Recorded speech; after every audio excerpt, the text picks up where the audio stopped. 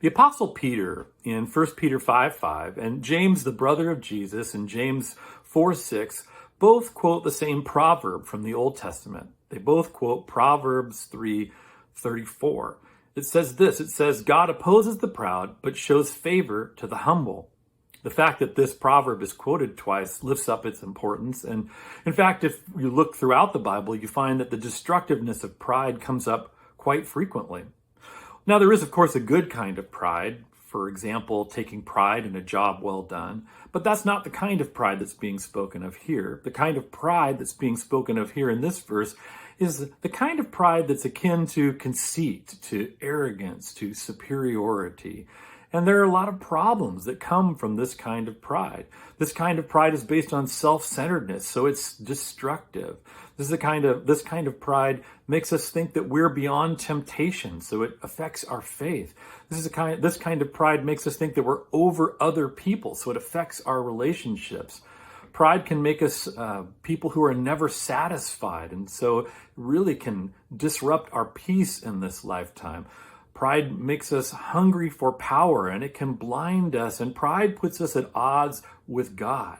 Did you hear that? God opposes the proud. Well, pride is especially destructive when it comes to relationships because it's really the opposite of loving others. If you think about it, the opposite of loving others is not hating them. It is being self-centered. It's loving yourself a whole lot more. C.S. Lewis, the great author and scholar, wrote this about pride. He said, the point is that each person's pride is in competition with everyone else's pride. It's because I want to be the big noise at the party that I'm annoyed that someone else is the big noise. Now, what you need to get clear is that pride is essentially competitive. It's competitive by nature, while other vices are competitive only, so to speak, by accident. Pride gets no pleasure out of having something, only out of having more of it than the next person. We say that people are proud of being richer or cleverer or better looking than others. If everyone else became equally rich or clever or good looking, there would be nothing to be proud about. It is the comparison that makes you proud, the pleasure of being above the rest. Lewis does such a great job of illustrating just how hollow pride is and how destructive it is. And since pride is such a big issue in the New Testament and really such a big issue in our lives, a great question for us to be asking is, well, how do we combat pride in our own hearts and in our own lives? And I want to lift up 4 simple things that we can do.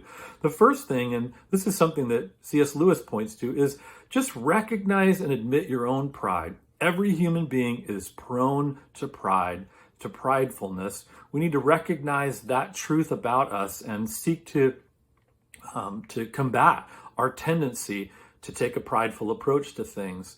Another really helpful thing we can do is practice gratitude.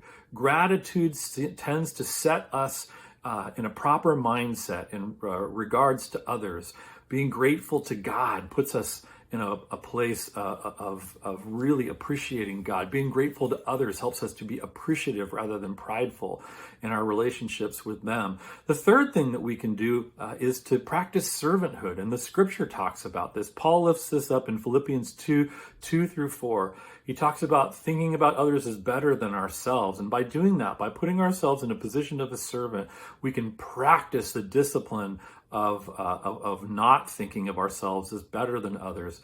And the fourth thing that we can do is really seek to be humble, to have a humble disposition. And again, in Philippians 2, Paul gives a great example, the example of Jesus. He says that we should follow, of someone who lived a really humble life. Jesus, the Son of God, the Lord himself, came and set us an example of perfect humility.